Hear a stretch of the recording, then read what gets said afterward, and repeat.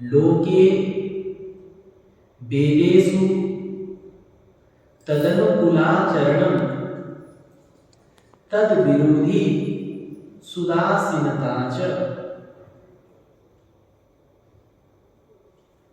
लौकिक और वैदिक कर्मों में भगवान के अनुकूल कर्म करना ही उसके प्रतिकूल विषय में उदासीनता है।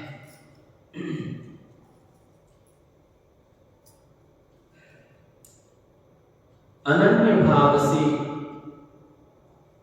भगवत अर्थ कर्म करने वाले के लिए भगवान के प्रतिकूल कर्मों का अपने आप ही त्याग हो जाता है।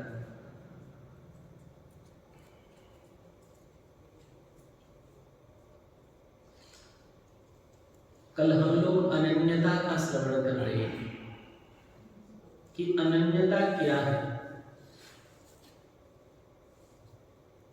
न अन्य अन्याश्रयाणां त्यागो अनन्यता। अन्य का आश्रय का त्याग का नाम है अनन्यता। आश्रय केवल अपने प्रभु का,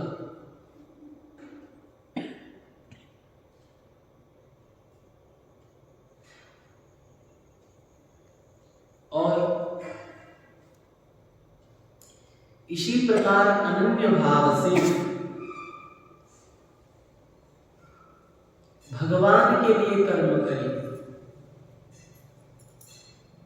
जो करें भगवान की प्रसन्नता के लिए करें,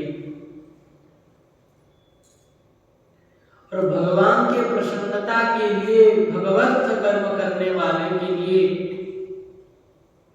प्रतिकूल कर्मों का अपने आप त्याग हो जाता है। वैदिक या लौकिक स्रोत हो या स्मार्त, कोई भी ऐसा कर्म वह नहीं कर सकता जो भगवान के अनुकूल न हो।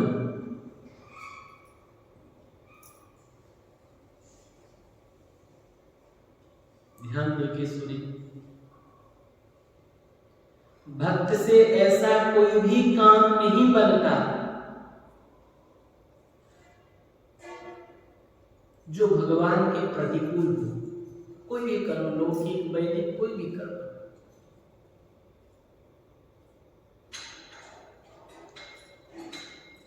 यानी जिससे प्रेमा भक्ति की वृद्धि में सहायता न पहुंचती, जो भक्ति विरोधी बातें हैं, भक्त के द्वारा कभी नहीं हो सकता। और भक्ति विरोधी आचरण हो रहा है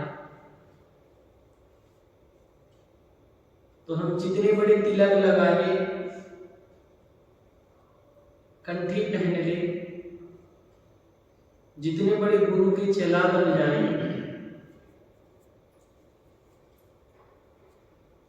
हमको समझना चाहिए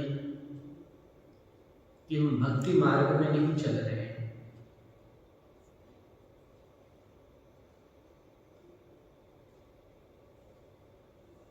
बाहरी ढोंग पाखंड हो सकता है, दुनिया को ठगने के लिए हम अपने आप को भगत ऐसा प्रदर्शन कर सकते हैं, लेकिन भक्ति नहीं हो सकता अगर प्रभु के प्रतिकूल आचरण हो रहा है तो।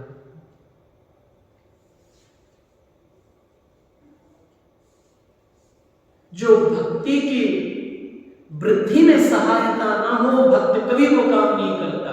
जो भक्ति में बाधक हो, जो भक्ति विरोधी बातें हैं, आचरण है, वो भक्त से नहीं होता। पुत्र के लिए पिता माता की, स्त्री के लिए स्वामी की, शिष्य के लिए गुरु की आज्ञा मानना वेद और लोक धर्म के अनुसार सर्वथा कर्तव्य है। कर्तव्य है कि नहीं है? कोई पुत्र को अपने पिता माता की बात माननी चाहिए कि नहीं माननी चाहिए? माननी चाहिए। किसी स्त्री को अपनी स्वामी का बात माननी चाहिए कि नहीं माननी चाहिए? माननी चाहिए। कोई शिष्य को अपने गुरु का बात मानना चाहिए कि नहीं मानना चाहिए? मानना चाहिए। वेद लोक धर्म के अनुसार सर्वथा ये कर्तव्य है कि एक पुत्र है तो पिता माता की आज्ञा का पालन करे।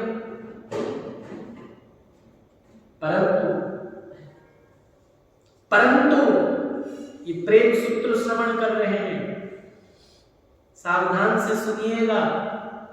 परंतु अगर पिता माता स्वामी गुरु भी कोई भक्ति विरोधी बात कहे तो स्वीकार्य नहीं, भक्त को, प्रेमी को। परंतु उनकी आज्ञा भी यदि भगवत प्रेम से विरुद्ध है तो प्रेमी भक्त कष्ट सहकर भी उसका त्याग कर देता है। क्यों? क्योंकि उसके द्वारा अपने प्यारे के प्रतिकूल आचरण होना असंभव है।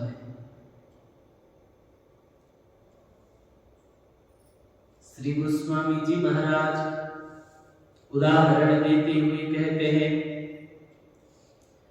जाके प्रिय राम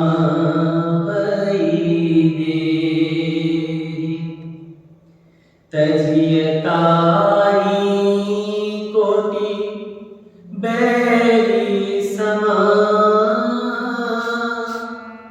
यद्यपि परम स्नेही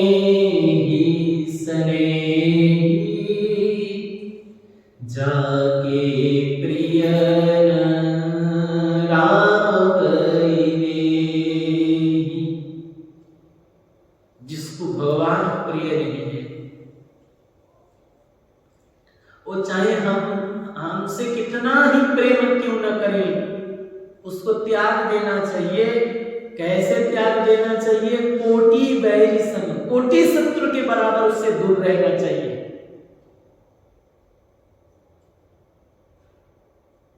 कोई भी हो, बोले हाँ। अगर पिता भक्ति विरोधी बातें करें तो बोले त्याग देना, उनकी आज्ञा नहीं मानना चाहिए। बोले आप ये क्या सिखा रहे हैं, पिता का आज्ञा नहीं मानना चाहिए? बोले नहीं। ऐसा पहले भी हुआ है? बोले हाँ हुआ है। किसने अपने पिता का आज्ञा पालन नहीं किया? तजो पिता प्रहलाद, तजो पिता प्रहलाद विभीषण बंधु भरत मगतारी, बलि गुरु तजो कंत ब्रज वनितनी, भय मुद मंगलकारी। तजो पिता प्रहलाद, प्रहलाद जी के पिताजी कौन? हिरण्यकश्यप। भक्ति विरोधी बातें की, बोले बंद करिए भजन स्मरण। तो क्या प्रहलाद जी ने अपने पिता का आज्ञा का पालन किया? नहीं किया। तो क्या उनको पाप लगा? नहीं लगा। शत्रु आक्रमण किया है, युद्ध जैसे भयंकर परिस्थिति है, और अपने भाई को छोड़कर विभीषण जी ने शत्रु से मिल गए। लौकिक दृष्टि से सही है? सही है? नहीं है ना? आपका भाई संकट में है और आप आपका भाई का साथ छोड़कर उस भाई के शत्रु के साथ मिल जाओ तो गलत है लौकिक दृष्टि से।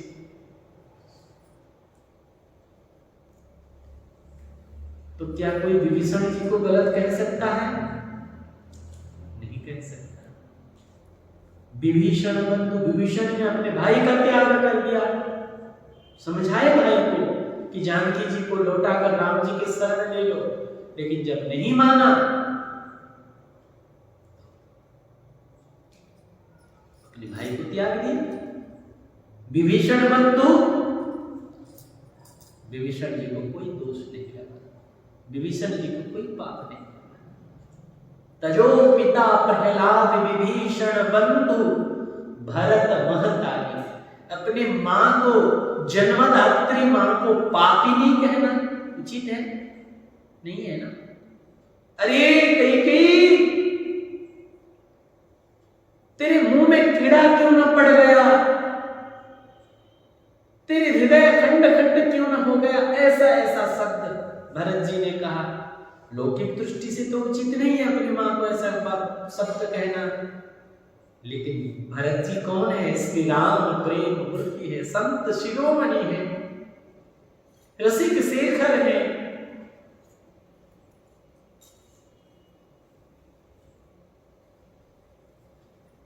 भरत जी को कितना प्रेम करते हैं राम जी, वो तो केवल राम जी ही जानते हैं। भरत सरिस को राम सनेही, अरे जप जप राम राम जप जी। इसीलिए तजो पिता प्रहलाद विभीषण बंधु भरत महतारी।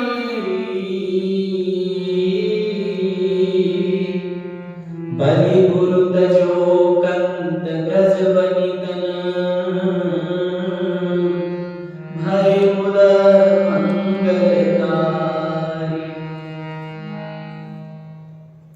जब भगवान वामन बनकर बलि के द्वार पर आए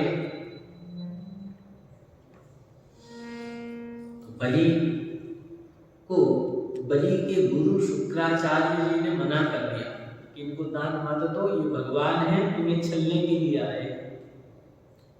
तो बलि ने अपने गुरु की आज्ञा का उल्लंघन कर दिया, यहाँ तक कि गुरु जी ने कहा कि तुम मेरी बात नहीं मानते हो, तुम्हारा सर्वनाश हो जाएगा। मेरा सर्वनाश स्वीकार है, मेरा सर्वनाश हो जाए, मेरा सब कुछ संपत्ति नष्ट हो जाए, लेकिन मैं प्रभु को नहीं छोड़ सकता।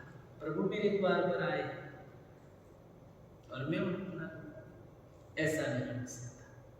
बलि गुरु तजो कंत ब्रज बनितन। जैसे रास लीला के लिए गोपियां निकली तो उनके पतियों ने रोका जाने से,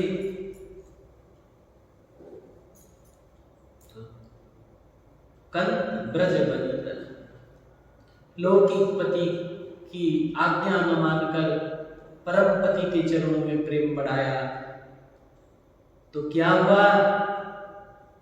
सती अनुसया जैसे, सावित्री जैसे पतिव्रता नारियां गोपियों के चरण रज को अपने सीमंत पर लगाते हैं और अपने को धन्य मानते हैं। कहते हैं हमारा पातिव्रत धर्म तो लौकिक पति तक सीमित है, लेकिन धन्य है इन ब्रजदेवियों को जिन्होंने अपनी पातिव्रत धर्म प्रभु से लगाया, प्रभु से प्रेम किया। भय मुदमंगल का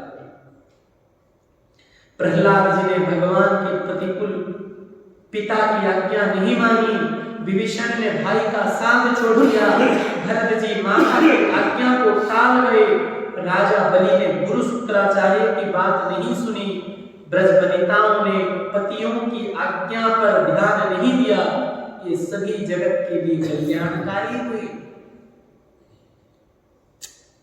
ध्यान दे के सुनिएगा, कर्म 4 प्रकार के हैं, नित्य, नैमित्तिक, काम्य और निषिद्ध। 4 प्रकार के कर्म। इनमें मद्य मांस सेवन, चोरी, व्यभिचार आदि निषिद्ध कर्म तो सभी के लिए त्याज्य है।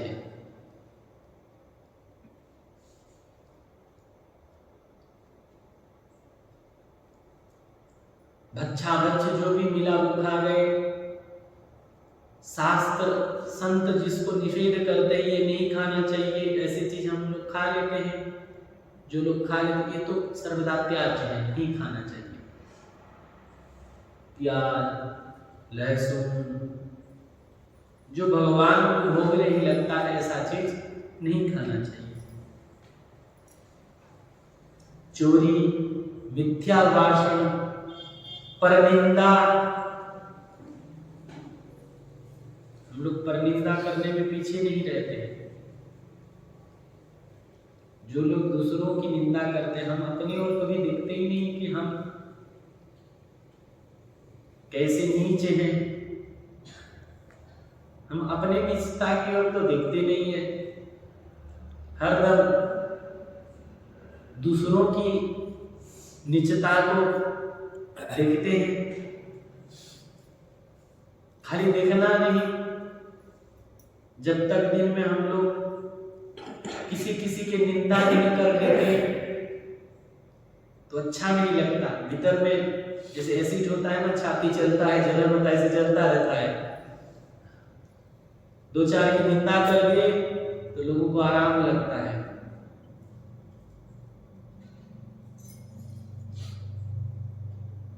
जो लोग निंदा करते हैं उनके अवतार होता है,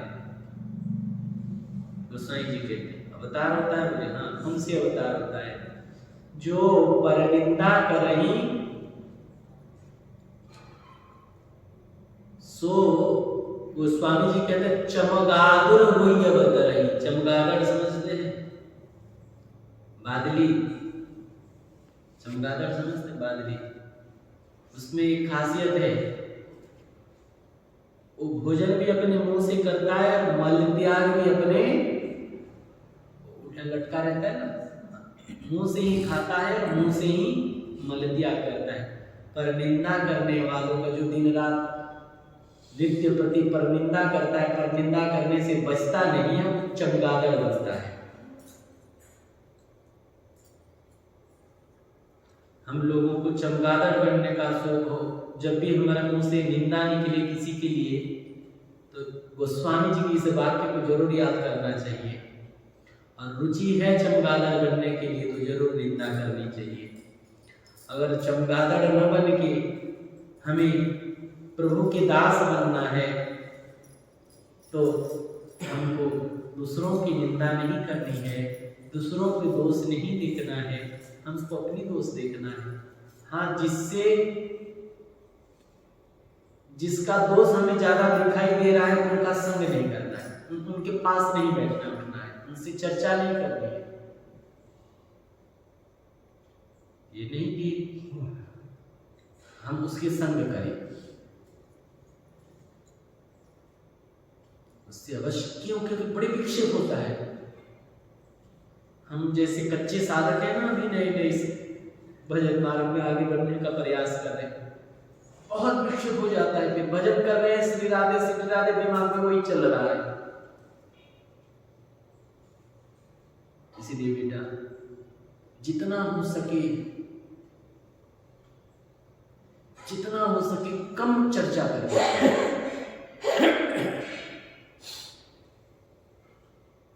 अगर भक्ति मार्ग में आगे बढ़ना चाहते हैं बातचीत ही कम करें।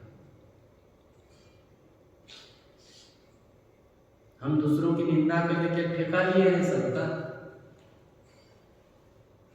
नहीं।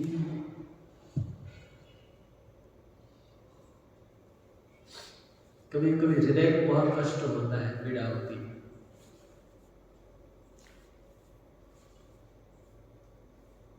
लेकिन अभ्यास इतना बिगड़ा हुआ है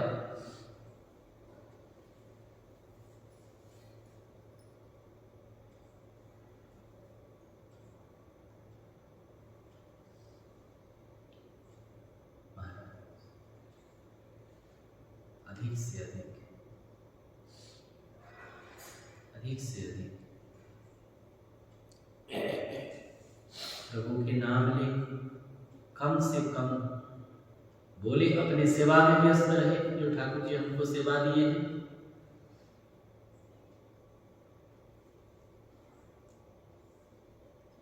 पूरी प्रयास करें। और एक बात कल ही परसों कीर्तन किया, कल मेरे मन में और एक बात आ रहा था कि हम लोग हंसी विनोद, जिंदगी ठटल्ली कहते हैं, हंसी मजाक विनोद आदि, भाव राज्य में प्रवेश में बहुत बड़ी बात है। प्रेम में डूबने के लिए अन्य चर्चा, हंसी मजाक, ठीक है, अच्छा लगता है हंसी मजाक, सबको अच्छा लगता है, खिचड़ा बात हंस बात है, लेकिन इससे हमारा बहुत बड़ी नुकसान होता है। बड़ी मुश्किल से तो थोड़ा बहुत सत्संग मिलता है, बड़ी मुश्किल से तो हम थोड़ी देर भगवान के भजन कर पाते हैं। 24 घंटा भजन करने में आधा घंटा 10-15 मिनट ऐसा होता है जिसमें कि तन्मयता आती है,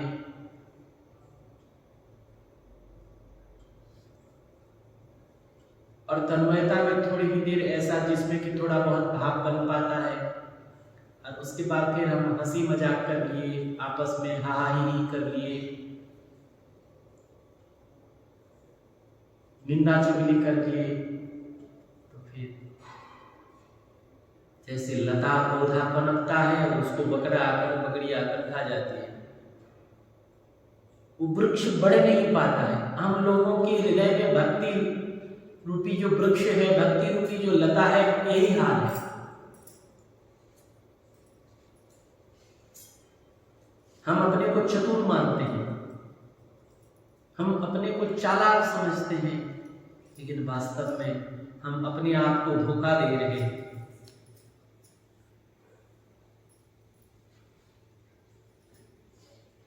हम अपने आप को धोखा दे रहे हैं।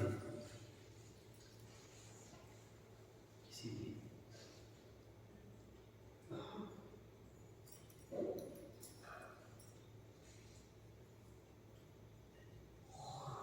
हमें कम बोलना चाहिए।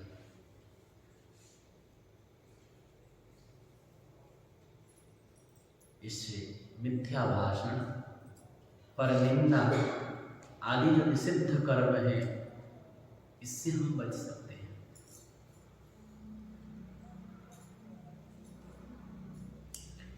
मद्य मांस सेवन, चोरी, व्यभिचार, मिथ्या भाषण आदि निषिद्ध कर्म को सभी के लिए त्याज्य है। इसके बाद काम्य कर्म, शास्त्रीय काम्य अर्थात सकाम कर्म बंधन कारक तथा जन्म मृत्यु के चक्कर में डालने वाला है। निषिद्ध कर्म तो त्याज्य है ही, लेकिन जिसको काम्य कहा गया अर्थात सकाम कर्म। सकाम कर्म क्या है? कि जन्म मृत्यु के चक्कर में डालने वाला है। काम्यानाम कर्मणाम विनाशम, इस भगवत वचन अनुसार ये भी त्याज्य है सकाम कर्म। जो प्रेम मार्ग में चलना चाहता है उसको सकाम कर्म भी त्याज्य है उसके लिए। रहे नित्य और नैमित्तिक, इनको लौकिक और वैदिक विधि के अनुसार फलासक्ति छोड़कर केवल भगवान की आज्ञा अनुसार भगवत प्रीत्यर्थ करना चाहिए। जो अपने नित्य कर्म है, नैमित्तिक कर्म है, शास्त्र ने जो आज्ञा किए हैं करने के लिए, भोजन, शयन, दिनचर्या आदि, उस शास्त्र के अनुसार खाएं, शास्त्र के अनुसार बोले, शास्त्र के अनुसार रहें, भगवान की प्रसन्नता के लिए करें नित्य नैमित्तिक कर्म।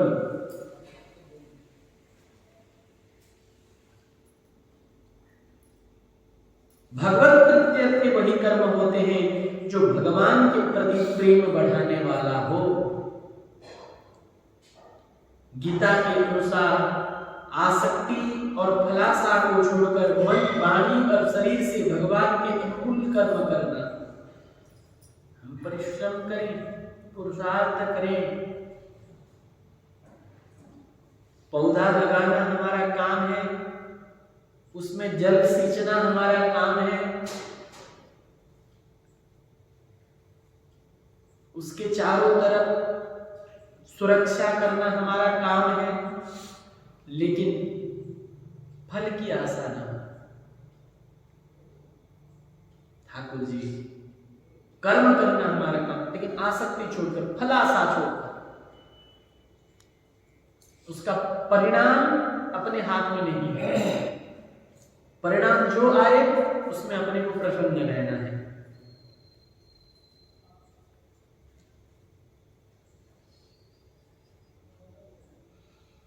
इस लाइन को बहुत ध्यान से सुनिएगा। इस सूत्र का सार इस वाक्य में है। गीता के अनुसार आसक्ति और फलाशा को छोड़कर मन, वाणी और शरीर से भगवान के अनुकूल कर्म करना और प्रतिकूल कर्मों का त्याग करना ही विरोधी कर्म में उदासीनता है। प्रेमा भक्ति उन्मादमय स्थिति प्राप्त न होने तक ऐसे भगवत अनुकूल कर्म प्रेमी भक्त के द्वारा स्वाभाविक हुआ करता है। हाँ, जब प्रेम की अवस्था बढ़ जाता है, एक उन्माद अवस्था आ जाता है, तब तक ये नित्य नैमित्तिक कर्म तो बनता है, लेकिन कैसे? आसक्ति रहित होकर और फलाशा छोड़कर। जब तक उन्माद नहीं, अर्थात रस में एकदम डूब नहीं गए हैं, बाहरी होश हवास है, तब तक भक्त से समस्त क्रिया होता है, लेकिन उसमें वो आसक्त नहीं होता और फल की आशा भी नहीं होती। ऐसा कर्म स्वाभाविक हुआ करता है।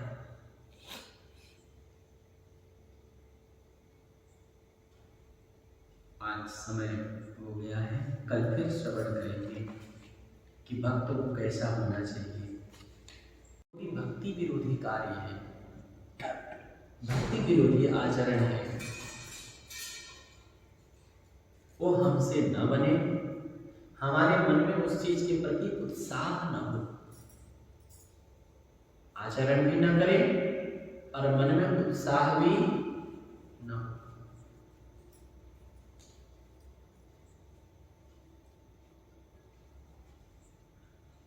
अगर हम भगवान के प्रतिकूल आचरण करेंगे तो फिर भक्ति मार्ग में, प्रेम मार्ग में आगे नहीं बढ़ सकते। भक्ति का ढोंग हो सकता है, भक्ति का नाटक हो सकता है, भक्ति नहीं हो सकता। इसीलिए